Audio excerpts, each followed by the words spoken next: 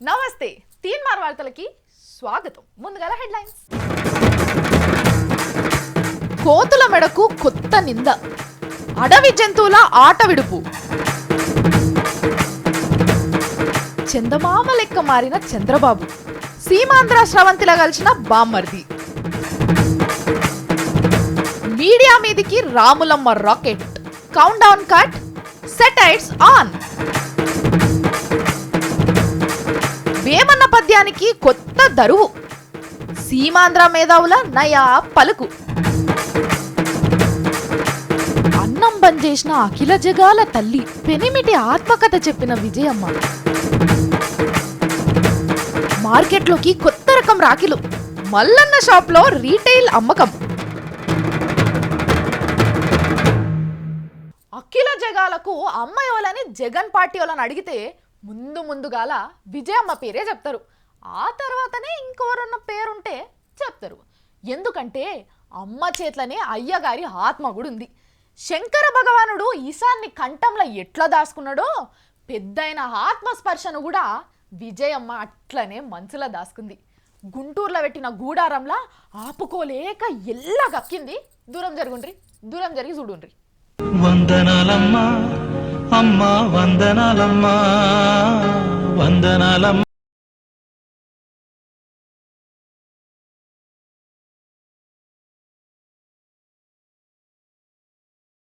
కక్క తిన్నాక గారెలు చేదైనాయి అన్నట్టు తెలంగాణ పాట వాడి షీ పాడుగాను మేం తెలంగాణ ఏంది, మాదంతా సమైక్యాంధ్ర పాటే అంటున్నది విజయమ్మ గారు.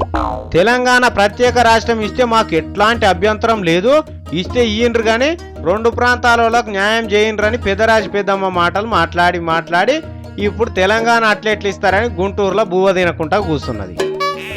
ఇంక అట్లా కాదు, రాష్ట్రం విడిపోయేందుకు వైఎస్ రాజశేఖర్ రెడ్డి అనే దేవుని మీద నిందలేస్తున్నారు.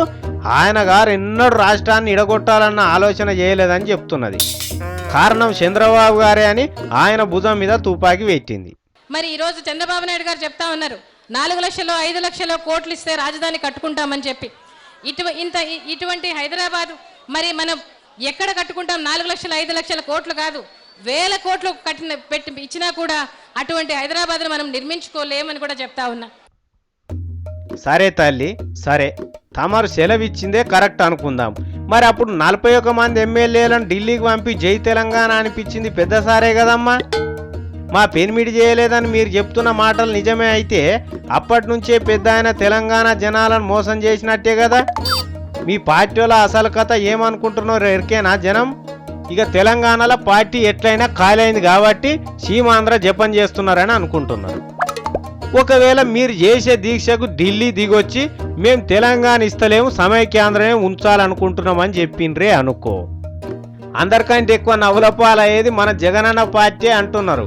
కాకపోతే ఏంది మరి, మేఘాలను చూసి కుండనీళ్ళు వారబోసుకున్నట్టు రాష్ట్రం విడిపోతున్నది అనుకొని పార్టీని చీల్చితిరి.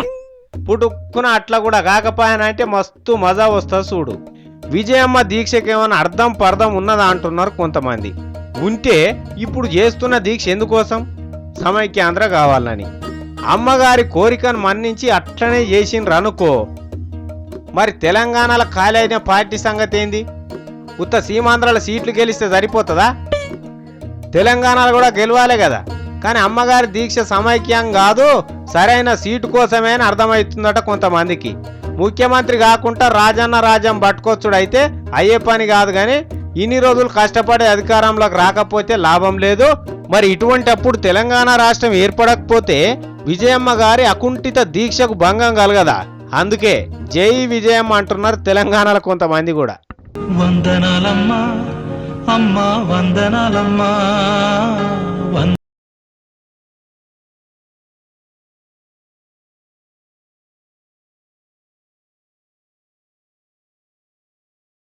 ఒకప్పుడు తెలంగాణ లొల్లనంగానే చంద్రబాబే చేసిండు, చంద్రబాబే ఆపిండు అని చెప్పుకుంటుంది. మరి అటువంటి చంద్రబాబు చందమామ లెక్క సల్లబడ్డాడు. అన్నయ్య వెలుగు చక్కగా అందక తమ్ముళ్ళందరూ చీకట్లో ఒక్కో దిక్కు పోయిండ్రు. అన్నయ్య వెన్నెల తెలంగాణ ఇష్టపెడితే సీమాంధ్ర చీకటయ్యింది, సీమాంధ్ర నిష్పెడితే తెలంగాణ చీకటయింది. పోనీ 2 దిక్కులు పంపుదామనుకుంటే పట్ట పగలయ్యింది. ఎట్లనో ఏమో పాపం. రాజువయ్యా మహారాజువయ్యా రాజువయ్యా.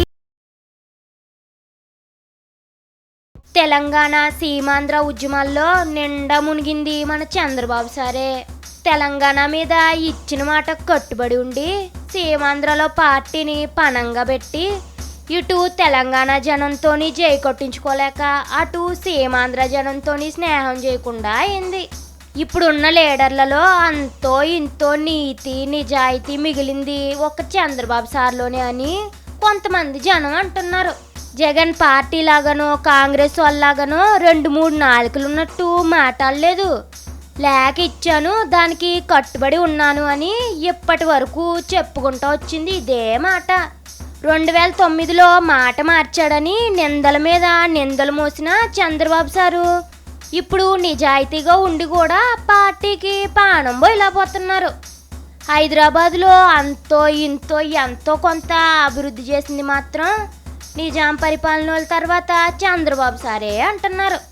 అటువంటిది ఇప్పుడు రాష్ట్రం విడిపోతుంటే బాధ అనిపిస్తున్నా ఏం చేయలేక ఇచ్చిన మాటను ఇడిసిపెట్టలేక నెట్టుకొస్తున్నారు.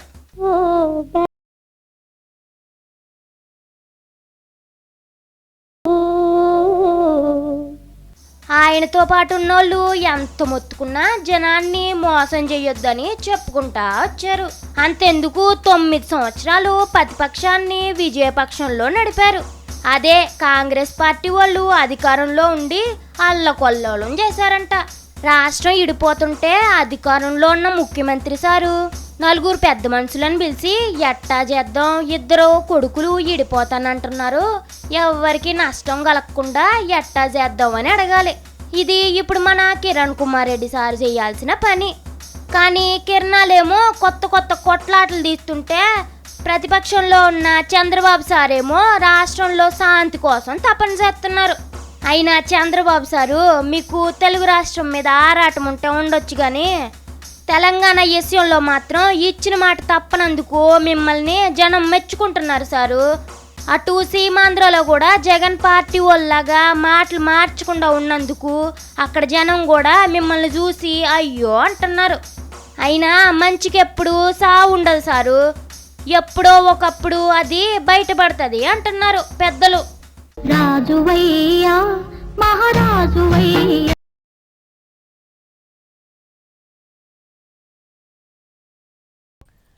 పురుషులందు పుణ్య పురుషులు వేరయా విశ్వదాభిరామ వినురవేమ అని వెనకటికి ఎప్పుడో వేమన రాసిండు.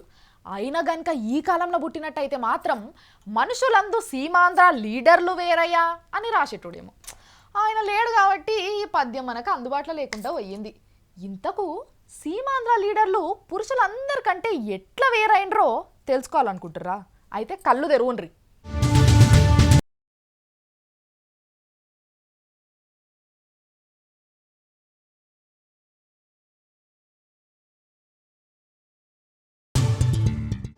ప్రపంచంలో ప్రత్యేకంగా గుర్తించవలసింది మన రాష్ట్రంలో ఉన్న సీమాంధ్ర లీడర్లను మంత్రులనే.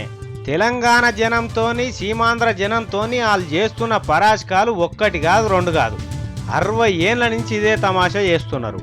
ఇప్పుడు కూడా చేస్తూనే ఉన్నారు. భారత రాజ్యాంగంలో ఉన్న 19వ ఆర్టికల్ ఏం చెప్పింది? భారతదేశంలో ఉన్న ఏ మనిషి అయినా దేశంలో ఎక్కడ పోయినా స్వేచ్ఛగా బతకొచ్చు, ఎవ్వరు అడ్డు చెప్పరాదని చెప్పింది. కేసీఆర్ గారేమో మమ్మల్ని వెళ్ళిపోమన్నాడు, తెలంగాణ వస్తే మేము హైదరాబాద్లో బతకలేమని సీమాంధ్ర లీడర్లు ప్రచారం చేస్తున్నారు. అంటే రాజ్యాంగం కంటే గొప్ప మనిషా కేసీఆర్ సారు? మాటలు చెప్తే పనులు అయితే మన దేశంలో మాటల మీద పనులు జరిగిపోయేది ఉంటే తెలంగాణ ఇన్ని రోజులు ఎందుకు ఆగుతుండే? అంతెందుకు, బాల్ ఠాక్రే సారు బొంబాయికి వెళ్ళి బీహార్ వాళ్ళను తెలుగు వాళ్ళను ఎలగొట్టాలని మస్తు ప్రయత్నం చేసిండు. దేశమంతా ఒకటై తీటే వర్కాల గమ్మున కూర్చున్నాడు. ఈడ కూడా గంతే అవుతుంది. తెలంగాణ వాళ్ళ కడుపులు గాలి మహారాష్ట్రం మాకు కావాలంటే ఓట్ల కోసం తెలంగాణ ఇయ్యాలి, సెంటిమెంటును గౌరవిస్తున్నాం, దమ్ముంటే బిల్లు పెట్టుండ్రని హైకమాండ్ వాళ్ళకు ఉత్తరాలు రాస్తిరి.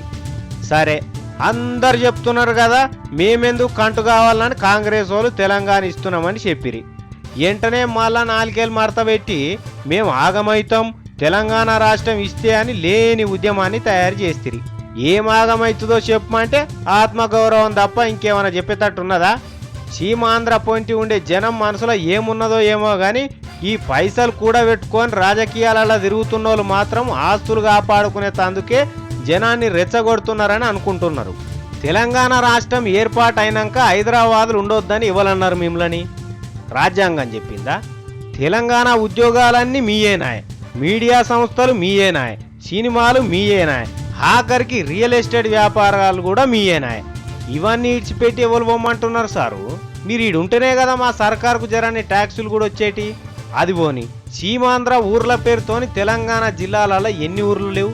నిజామాబాద్ జిల్లాల ధర్మారం బి, నల్గొండ జిల్లాల రాజానగరం, మహబూబ్ నగర్లో ఒక పెద్ద ఊరే మీదుండే. ఇప్పుడు తెలంగాణ వస్తే ఎవడన్నా ఎలగొడతాడా వాళ్ళని? అట్లా చేస్తే చట్టం ఒప్పుకుంటుందా?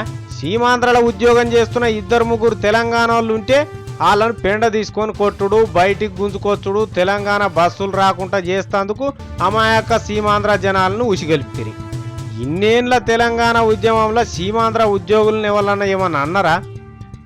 అట్లా అనేది ఉంటే తెలంగాణలో 1,00,000 మంది ఉద్యోగులు ఉన్నారు సీమాంధ్రోళ్ళు. ఇట్లనే చేసిన రాళ్ళని. మొన్న హనుమంతరావు సార్ తిరుపతికి వస్తే గాయ చేస్తిరి, కారు మీద చెప్పులేస్తిరి, అద్దాలు వలగొడితిరి, బూతులు తిడితిరి.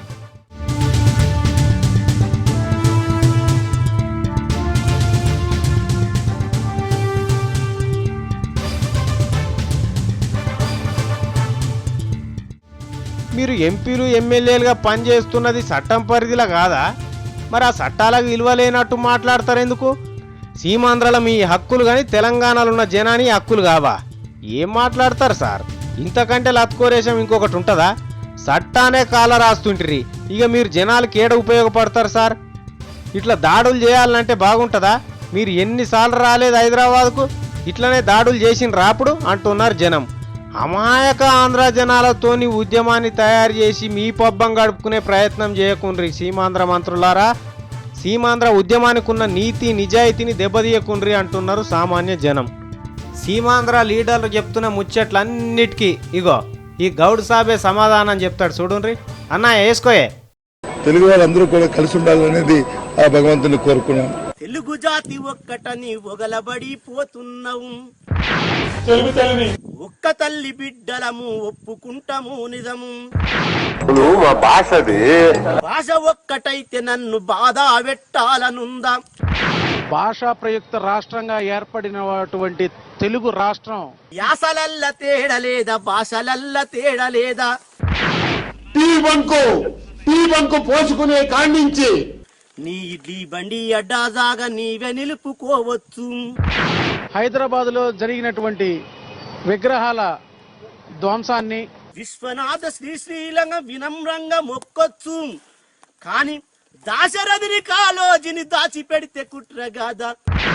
వందలాది సంవత్సరాల నుంచి కలిసి జీవించే వాళ్ళం మనం. జీవిస్తున్నాం, నిన్న జీవించాం, ఈరోజు జీవిస్తున్నాం, రేపు జీవిస్తున్నాం. పోలికలుండొచ్చు గాని పొంతన యాడుంది మనకు? మా మల్లన్న ఎంత చెప్పినా ఇంటలేడు. ఈ వార్తలు చదువుడు పని ఇష్టం లేదా అని అడిగితే సప్పుడు చేయడు. బయటికి పోతే ఎట్లా బతుకుతాడో ఏమో అని భయం కాబట్టే. అసలే నోట్ల నాలుక లేని మనిషి. ఇక ఏం చేయాలి? పార్ట్ టైం జాబ్ చేసుకుంటా అని ఏడుకో బయటికి పోయిండు.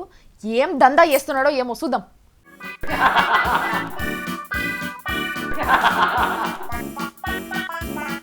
ఏందో మళ్ళా దుఃఖం పెట్టినట్టున్నాడు కదా.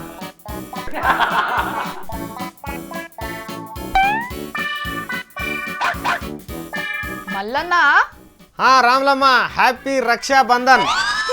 ఇక హైదరాబాద్కి వచ్చి 4 ముక్కలు ఇంగ్లీష్ నేర్చుకున్నాడమ్మా. సాల్తీ నీకు పూరాగా వచ్చినట్టే చెప్పబడుతుంది. ఏ కదంత ఇప్పుడు ఎందుకు గాని, ఏం దుకాణం పెట్టినావు? రాఖీ పండుగ కదా రాములమ్మ, అందుకే రాఖీల షాప్ పెట్టినావా? జర మంచిగుంటుందని పెట్టినా రాములమ్మ. మల్లన్న ఈ రాఖీల గిరాకీ నేను కూడా చేస్తా. నీకెందుకు? అయ్యా నాకు అన్నదమ్ములు లేరా ఏంది వాళ్ళకి గడతా? ఓహో అట్లనా, చెప్పు ఏవి కావాలను. నీ తాను ఏం వెరైటీలు నేను చూపి ముందు. అగ్వలు కావన్నా ధర ఎక్కువనా పర్వాలేదా? జనంతా ఎక్కువ అయినా ఏం కాదు కానీ చూపి. లేటెస్ట్ అంటే ఇగో ఇది ఉన్నది లేటెస్ట్. ఏంటిది అది? కొత్త డిజైన్ రాఖీ. ఏది చక్కగా చూపి. ఈ గోంది రాములమ్మ కనిపిస్తలేదా? ఓ మనిషి, అది రాఖీనా? అయ్యో రాఖీ రాములమ్మ. మొఖం రాఖీ రాఖీ గట్లుంటాది. ఏం మాట్లాడుతున్నావు రామ్లమ్మ? నా తానున్న రాఖీలల్లో ఇదే ధర ఎక్కువ రామ్లమ్మ. అదా? అవును రామ్లమ్మ, ప్రామిస్ నీ తాను ఎక్కువ తీసుకుంటానా? నేను అనేది గది కాదు సారు. ఆ ఉల్లిగడ్డ ఏంది, ఇక తాడేంది? నువ్వు ఇంకే కాలంలో ఉన్నావు, దీన్ని ఉల్లిగడ్డ రాఖీ అంటారు. సరే ఏదో రాఖీ గాని ధర ఎంతనో చెప్పు. 100 రూపాయలకు ఒకటి. 100 రూపాయల? అవును రామ్లమ్మ, నాకు వచ్చే రేటే అది. ఇంకా నయం 200 అనలేదు. ఇప్పుడు లేదు, మళ్ళీ వచ్చే ఏడాది కల్లా వస్తుందో ఏమో. ఫైనల్ గా ఎంతకిస్తావో చెప్పు. రూపాయి తక్కువ పో, లాస్ అయినా సరే. రూపాయా? లాస్ట్ 50కి 1 2 తీసుకుంటా. నువ్వే ఉన్నావు ఇక లోకం మీద. ఎందుకు మళ్ళన్నా? ఇవేంటి రామ్లమ్మ, ఉల్లిగడ్డ రాఖీలు? ఉల్లిగడ్డనే కదా. ఏం ఉల్లిగడ్డ అంటే అగ్గున్నది అనుకుంటున్నావా? ఎంత? 70 రూపాయల కిలో కూడా వస్తలేదు. వామ్మో, 70 రూపాయల? ఏమనుకున్నావు మరి? అందుకేనా ఉల్లిగడ్డ రాఖీలు వచ్చినాయి మార్కెట్లకు? అవునమ్మా, ఏది ఎక్కువ ధర ఉంటే అదే వస్తుంది మార్కెట్లకు. ఫైనల్ గా ఎంతకిస్తావో చెప్పు మల్లన్న. ఎంతకు లేదు, కొను నీతోని కాదు కానీ సప్పుడేక పో. అరే 60 రూపాయలు ఇస్తా. 60 వద్దు, 90 రూపాయలు కూడా వద్దు. మస్తు కొంటారు పో, నాకు గిరాకీ రాదా? నాకు దొరికాయా? నేను కూడా వెండి రాఖీలు కొనుక్కొస్తా. ఎండి రాఖీలు ఇప్పుడు మస్తుగున్నాయి, ఎవడుగా అంతుండు? ఉత్తి దారం కడతా. కట్టుకోపో, గిరాకీ టైంలో లొల్లి పెట్ట. అది సరే గాని ఇది పార్ట్ టైమా ఫుల్ టైమా జాబు? ఇది ఫుల్ టైం చేస్తే ఏడమ్ముడు అయితే మళ్ళా తెల్లారి నుంచి నీతానికే. అదన్నట్టు రాఖీల పండగకు ఉల్లిగడ్డ ధరల పెరుగుదలకు లింకు. హరికృష్ణ సారు మళ్ళా మనిషి అవతారం ఎత్తిండు. ఇదివరకు దాకా సింహం లెక్క గర్జించి ఇప్పుడు సీమాంధ్ర జీవన స్రవంతిలా గడిచిండు. అప్పుడు బొబ్బిలి పులి బిడ్డ లెక్క ఉరిమిపోయినా నా అరుపులకి జనం మాత్రమే భయపడ్డారు, రాజ్యసభ సభ్యులు మాత్రం భయపడతలే, అందుకే రూపం మార్చినా అని అంటుండు. అన్నగారి కొడుకు అసలు రూపం దర్శించుకోండి. శ్రీమద్రమారమణ గోవిందో హరి.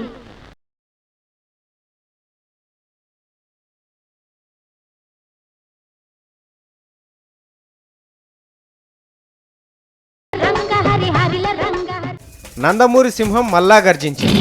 జనం ఏడ మరిచిపోతారోనని నేను ఎన్టీ రామారావు కొడుకునని మళ్ళొక పారి చెప్పిండు. తెలుగు జాతితోని రాక్షస క్రీడ ఆడుతున్నారు కాంగ్రెస్ వాళ్ళని జనాలకు ఉత్తరం రాసిండు. నాది తెలుగు జాతి, నాయన నేర్పిన మాట తెలుగు, నేను రాజ్యసభలో కూర్చున్నది కూడా తెలుగుదేశం పార్టీ ఇచ్చిన పదవితోనే, అటువంటిది తెలుగు జాతి ఇడిపోవడం నాకు ఇష్టం లేదని కమ్మ నిండా రాసిండు. కమ్మని కథ. మరి అదే తెలుగు జాతి మార్పును కోరుకుంటున్నది, ఆ మార్పులను బట్టి అంతా మసులుకోవాల్సి వస్తుందని చెంపలుబ్బున్నప్పుడు చెప్పిండు.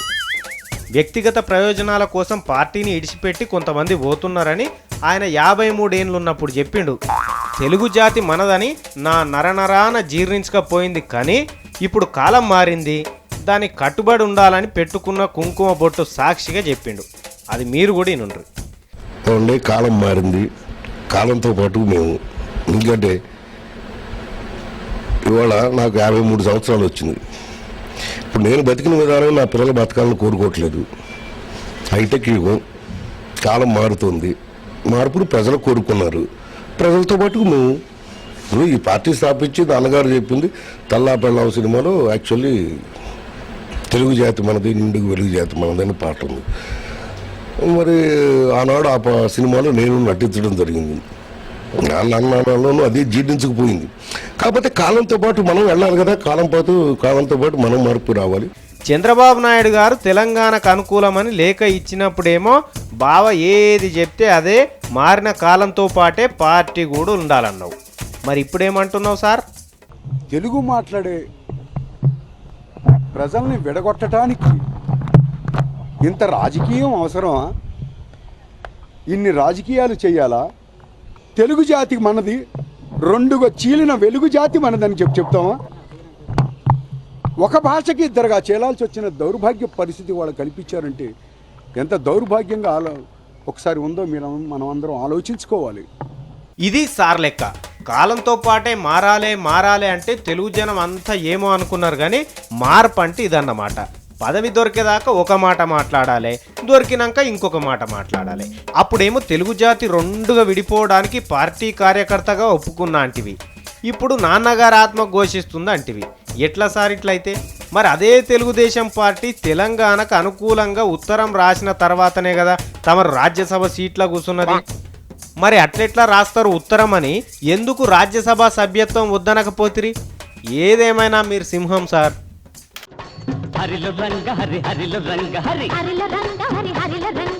ఊర్ల పెళ్ళికి కుక్కల హడావిడి లెక్కనే ఉంటుంది టీవీలలో పేపర్లలో పని కూడా.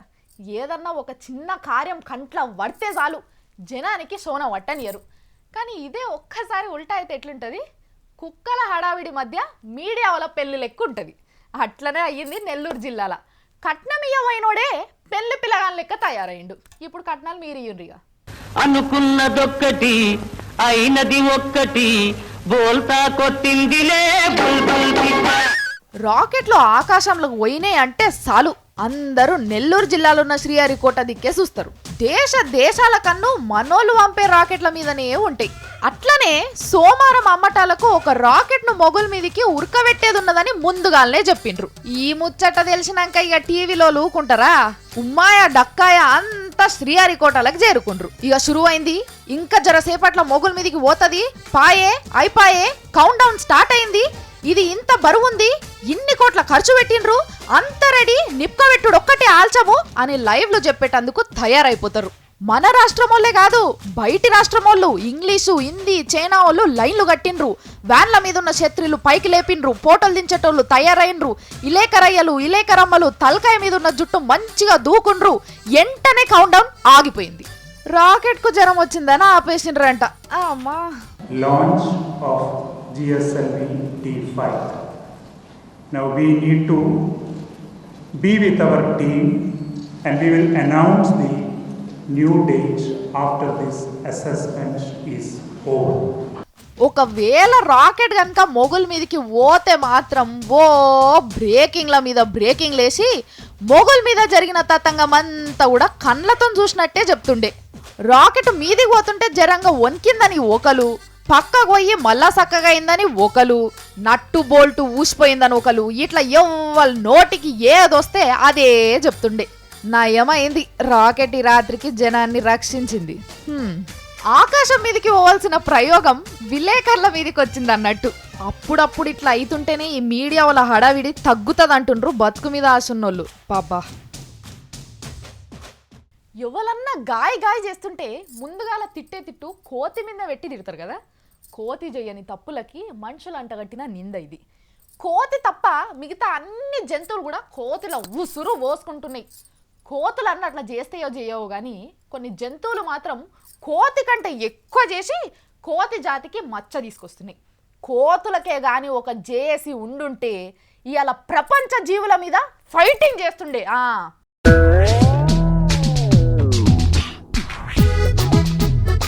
కొంతమంది ఒక పని చెప్తే ఇంకో పని చేస్తారు. అరే ఆ కట్టెని ఇరగొచ్చావు అంటే ఇరగొచ్చి చూపిస్తాడు ఒకడొకడు. మరి ఇలా ఏమంటాం? మనిషి రూపంలో ఉన్న కోతులారా అని తిడతాం. కోతులు మనిషి రూపంలోనే ఉంటాయా లేకపోతే జంతువుల రూపంలో కూడా ఉంటాయా అంటే జంతువుల రూపంలో కూడా ఉంటాయి.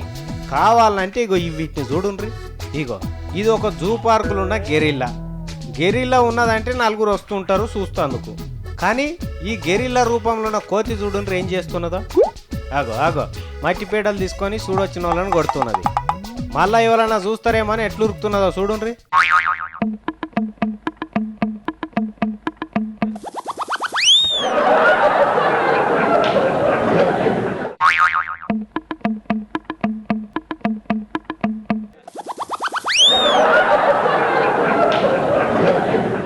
అది పోని ఇక ఒక తాన పులులు పెంచుతారు.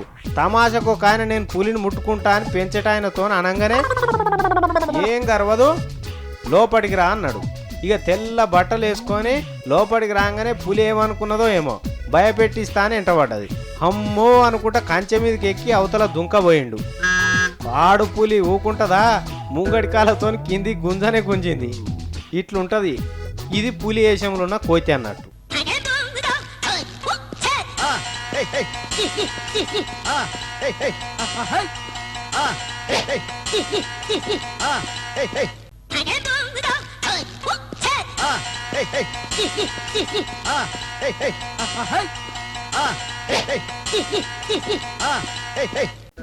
ఇక కుక్క పిల్లలు కూడా ఏం తక్కువ కాదు, అవి కూడా అట్లనే చేస్తాయి.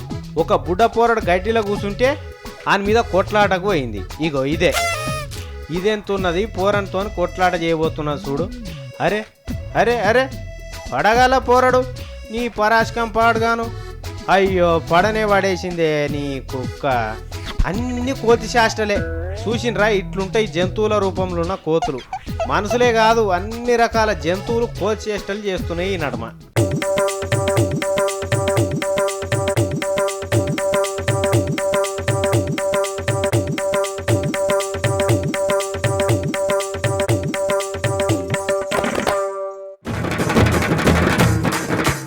కోతుల మెడకు కొత్త నింద, అడవి జంతువుల ఆట విడుపు. చందమామ లెక్క మారిన చంద్రబాబు, సీమాంధ్ర స్రవంతిలా కలిసిన బామ్మర్ది. మీడియా మీదికి Ramulamma rocket, countdown cut, satires on. Vemanna పద్యానికి కొత్త దరువు, సీమాంధ్ర మేధావుల నయా పలుకు. అన్నం బంద్ చేసిన అఖిల జగాల తల్లి, పెనిమిటి ఆత్మకథ చెప్పిన విజయమ్మ. మార్కెట్లోకి కొత్త రకం రాఖీలు, మల్లన్న షాప్లో రీటైల్ అమ్మకం. చూసారు కదా, మస్తు వార్తలు మస్తుగా ఉన్నాయి కదా. ఇంకా మస్తు వార్తలు చాలా ఉన్నాయి, కానీ రేపు చెప్తా. ఇవాళ అయిపోయినాయి, మీరు చూస్తూనే ఉండరు V6.